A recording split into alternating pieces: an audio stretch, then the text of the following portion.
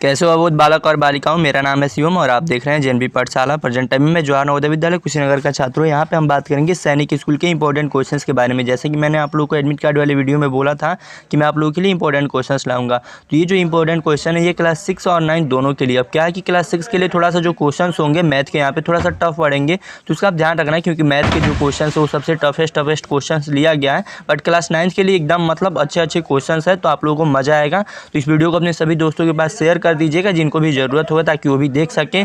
और कोई भी प्रॉब्लम हो तब नीचे कमेंट करके पूछना। और जेएनवी पाठशाला को अगर अभी तक आपने सब्सक्राइब नहीं किया तो सब्सक्राइब कर लीजिएगा, जेएनवी पाठशाला से जुड़ जाइएगा। तो चलिए टाइम को वेस्ट ना करते हैं, अपने क्वेश्चंस को सॉल्व करना शुरू करते हैं। अब बात करते हैं अपने फर्स्ट क्वेश्चन की। तो फर्स्ट क्वेश्चन में बोल रहा है कि एक क्लॉक है, सर्कुलर क्लॉक, उसका जो हावर हैंड है वो 10 सेंटीमीटर लॉन्ग है। तो यही वो पूछ रहा है कि वो 2 दिनों में कितना डिस्टेंस कवर करेगा। ये जो हमारा है वो 10 सेंटीमीटर लॉन्ग है और यहाँ पे ये आर को डिपेक्ट कर रहा है, यानी रेडियस को, यानी ये हमारा त्रिज्या है। तो अगर हम इसको ये पता कर लें, आपको ये पता होगा कि ये 12 घंटों में 1 राउंड लगाता है। तो इस तरीके से ये 48 घंटे में कितना राउंड लगाएगा? 4 राउंड। तो अभी यही चीज हमें निकालना है कि अगर हम इसका सरकमफ्रेंस निकाल करके अगर 4 से मल्टीप्लाई करा देते हैं तो ये हमारा जो ऑप्शन आएगा वही हमारा सही हो जाएगा। तो इस तरीके से अगर हम करके ये जितना हमारा आएगा इसको अगर हम 4 से मल्टीप्लाई करा देते हैं तो यही हमारा आंसर हो जाएगा। तो इस तरीके से अगर जब हम इस इक्वेशन को सॉल्व करेंगे इसको, तो ये जो हमारा आंसर आएगा वो आ जाएगा 251.2 सेंटीमीटर, यानी जो हमारा ऑप्शन डी है वो करेक्ट होगा। बात करते हैं हम अपने नेक्स्ट क्वेश्चन की। तो नेक्स्ट क्वेश्चन में हमारा बोल रहा है कि एंगल ए ओ बी का वैल्यू क्या होगा। तो अगर हमको एक्स का वैल्यू पता चल जाए तो हम इससे पता कर सकते हैं कि हमारा जो ये एंगल होगा वो कितने डिग्री का होगा। तो सबसे पहले आप यहाँ पे समझो कि यहाँ पे एक लाइनिंग है और उस पे ये ऐसे जो एंगल बनता है ये 180 डिग्री का होता है, 180 डिग्री का। अब इस पे से आप चाहो तो कितना हो भी एंगल बनाओ, ये हमेशा इन सभी का जो जोड़ होगा यानी सम होगा 180 डिग्री ही आएगा। तो इसको जो मैथ की लैंग्वेज में इसको लीनियर पेयर भी बोला जाता है, यानी स्ट्रेट लाइन पे हमेशा जो एंगल बनता है वो 180 डिग्री का ही बनता है। तो बस अगर हम इन दोनों को जोड़ करके इसके इक्वल 180 डिग्री कर दें तो ये हमारा आंसर निकल जाएगा। तो जब हम इन दोनों को जोड़ेंगे तो ये हमारा हो जाएगा 10x/2 = 180 डिग्री। तो इस तरीके से जब हम इसको सॉल्व करेंगे तो ये हमारा x का जो वैल्यू होगा वो हो जाएगा 36। और उसके बाद से जब हम यहाँ पे x का वैल्यू पुट करेंगे यानी ये 7/36/2, इसको जब हम सॉल्व करेंगे तो ये हमारा आंसर आ जाएगा ऑप्शन नंबर डी, यानी 126 डिग्री, 126 डिग्री ये हमारा ऑप्शन हो जाएगा। बात करते हैं अपने नेक्स्ट क्वेश्चन की। तो इसमें क्या बोल रहा है कि ताजी मछलियों का सूखने के बाद जो वजन है वो 1/3 हो जाता है। यानी एक जो फ्रेश फिश है वो जब सूखती है तो उसका जो ड्राइड होता है तो उसका जो वेट होता है 1/3 हो जाता है, लेकिन इस तरीके से उसका जो वेट है वो 2 kg रहता है। तो ये 15 ड्राइड फिश का हमसे वेट पूछ रहा है। तो थोड़ा सा पहले लॉजिक को समझो। एक जो मछली है जो फ्रेश होती है, जो ताजी है, उसका वेट है 2 kg, लेकिन सूखने के बाद से वो अपने आप का 1/3 हो जाती है। तो 15 सूखी मछलियों का हमसे वेट पूछ रहा है कि कितना होगा। तो अगर आप थोड़ा सा मतलब लॉजिक लगाओ और समझो कि अगर हम इस 15 को 2 से मल्टीप्लाई करा देते हैं तो हमें यहाँ से क्या पता चल जाएगा, 15 दूना 30 kg ये हो जाएगा हमारा। तो यहाँ से हमें ये पता चल गया कि 15 अगर ताजी मछलियाँ होती तो उनका जो वेट होता वो 30 kg होता। तो अब यही चीज हमें यहाँ पे लॉजिक लगा देना है कि अगर 15 ताजी मछलियाँ होती तो उनका वेट तो 30 kg होता, लेकिन अगर यही 15 सूखी मछलियाँ हो तो इनका वेट कितना हो जाएगा, ये जो 30 है इसी का 1/3 हो जाएगा, यानी 30 का 1/3 हो जाएगा। तो यहाँ से अगर हम इसको निकालेंगे तो ये हमारा हो जाएगा बी, मतलब 10 kg। अब देखते हैं हम अपने नेक्स्ट क्वेश्चन को। तो नेक्स्ट क्वेश्चन में क्या बोल रहा है, Arun mothers give him 60 rupees. और अरुण ने क्या खरीदा, 3 मैगी का पैकेट खरीदा। अब उसके पास क्या बचा है, थोड़ा सा यहाँ पे आप समझो। उसके पास 5 रुपए का 1 सिक्का बचा है और उसके बाद से क्या बचा है, 1 रुपए का 2 सिक्का बचा है, यानी 1 रुपए का 2 सिक्का बचा है। और उसके बाद से 2 रुपए का 1 सिक्का बचा है, यानी 2 रुपए का 1 सिक्का बचा है। तो टोटल उसके पास कितना रुपए पहले बचा है ये हमें निकाल लेना है। तो टोटल उसके पास 9 रुपीज बचा है और वो पूछ रहा है कि एक मैगी का पैकेट का वैल्यू कितना होगा, प्राइस कितना होगा। तो उसके पास पहले रुपए कितने बचे हैं, टोटल उसने मैगी पे कितना खर्च किया है, तो 51 रुपीज, क्योंकि 60 रुपीज में से 9 रुपए ही उसके पास बचे हैं और 51 रुपीज की उसने मैगी खरीदा है। तो अगर 51 को हम 3 पार्ट में डिवाइड करते हैं तो एक मैगी का वैल्यू हमें पता चल जाता है 17 रुपीज, यानी 17 रुपए होगा एक मैगी का दाम। ये काफी इजी क्वेश्चन था, ये स्पेशली मतलब 6 क्लास वालों के लिए मैंने रख दिया था।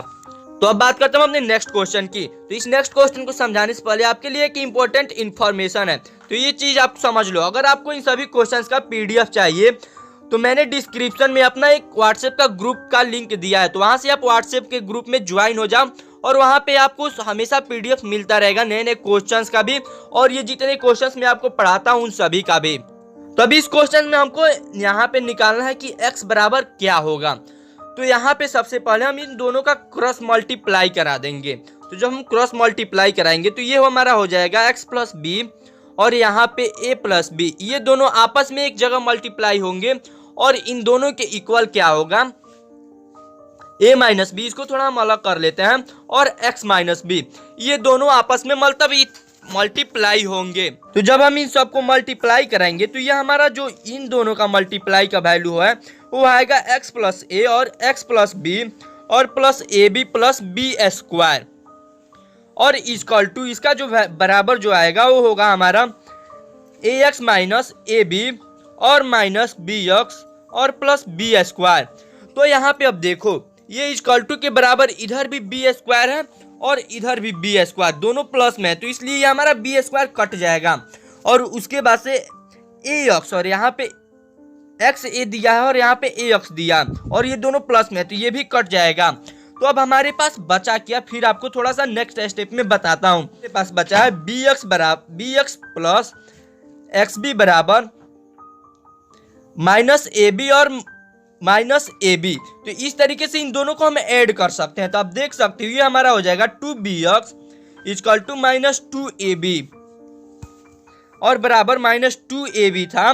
तो हम यहाँ पे सिर्फ हमको x का वैल्यू निकालना है, तो हम x को इधर ही रखेंगे और यहाँ पे हम क्या करेंगे माइनस 2ab और यहाँ पे माइनस b, यहाँ पे 2 और b को हम यहाँ पे डिवाइड के लिए भेज देंगे। तो ये 2 से 2 हमारा कट हो जाएगा और b से b, तो हमारा क्या बचा x बराबर माइनस a सिर्फ बचेगा। तो x का जो वैल्यू होगा वो हमारा ऑप्शन सेकेंड होगा, यानी x बराबर माइनस a हमारा आंसर आएगा। अब बात करते हैं अपने नेक्स्ट क्वेश्चन की। तो नेक्स्ट क्वेश्चन में क्या बोल रहा है, एक पेंटागन है और उसका एंगल दिया हुआ है, तो इसमें सबसे स्मॉलेस्ट एंगल क्या होगा।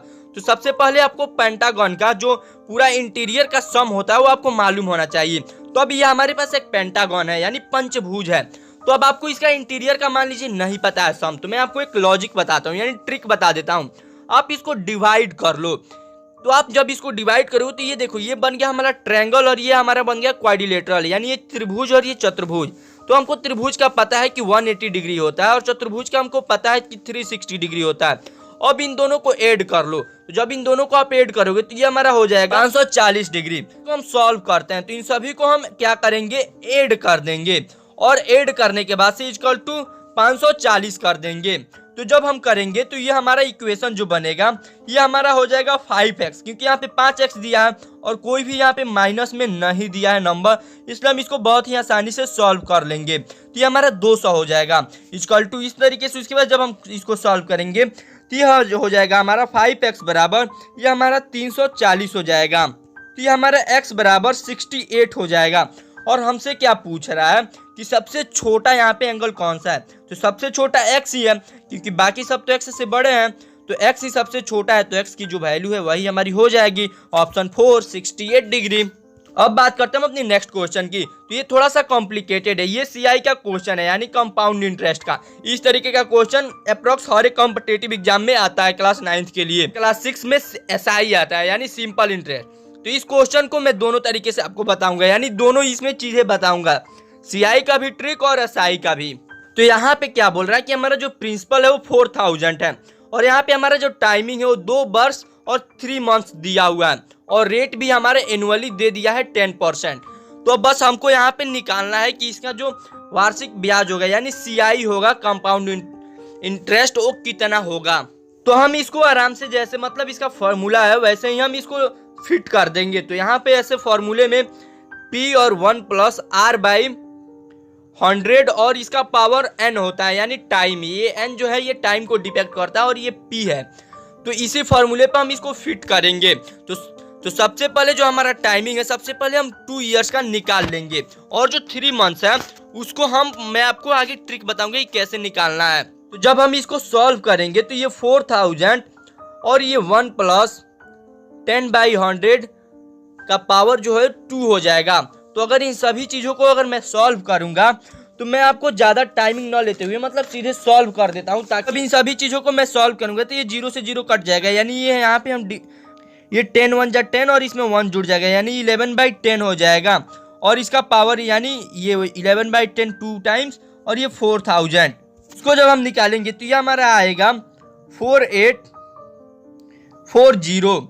ये तो हो गया हमारा सिर्फ 2 ईयर का, लेकिन हमें 3 मंथ्स का और निकालना है। तो 3 मंथ्स का जो है वो हम सिंपल इंटरेस्ट से निकालेंगे, तो इसलिए अब ये हमारा प्रिंसिपल हो गया। तो अब इसको हम निकालेंगे प्रिंसिपल मान करके हम अपने 3 मंथ्स का।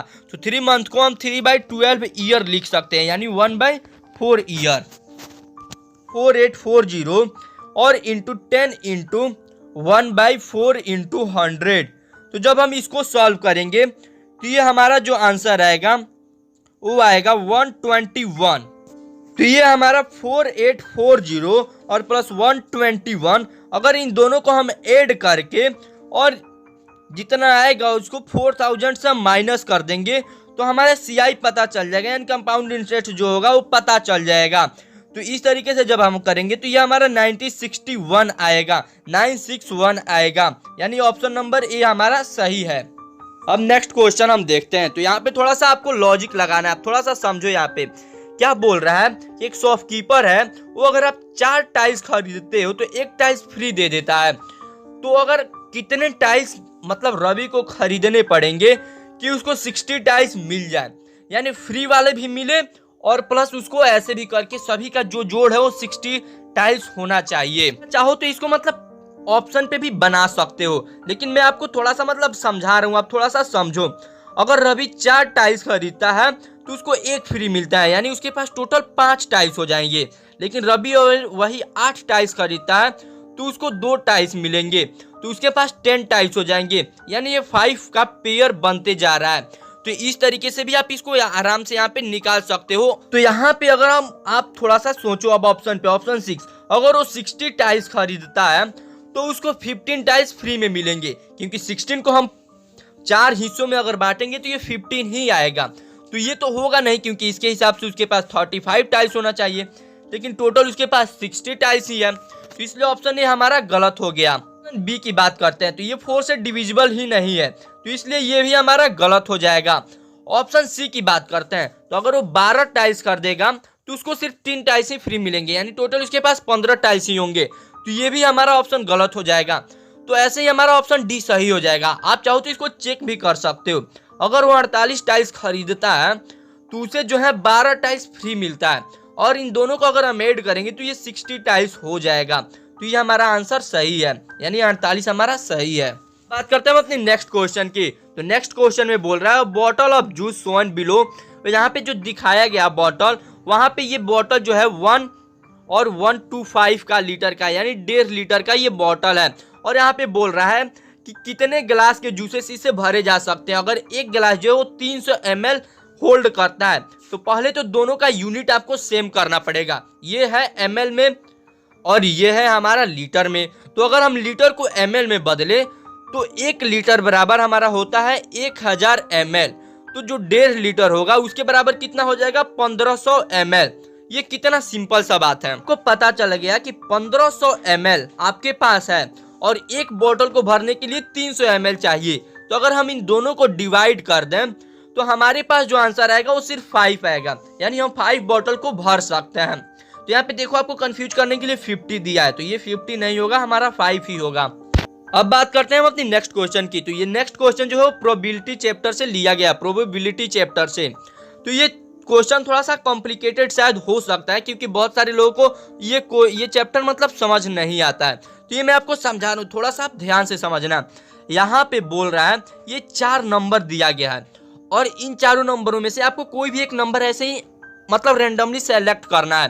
तो यहाँ पे ये बोल रहा है कि प्राइम नंबर अभाज्य संख्या आने की क्या पॉसिबिलिटी हो सकती है, प्रोबेबिलिटी क्या हो सकती है। तो अब आप सोचो कि 4 नंबर दिया हुआ है और चारों में से यहाँ पे तो सबसे पहले आप पता करो कि प्राइम नंबर सिर्फ एक ही है 7, तो 7 मतलब कितनी बार आ सकता है।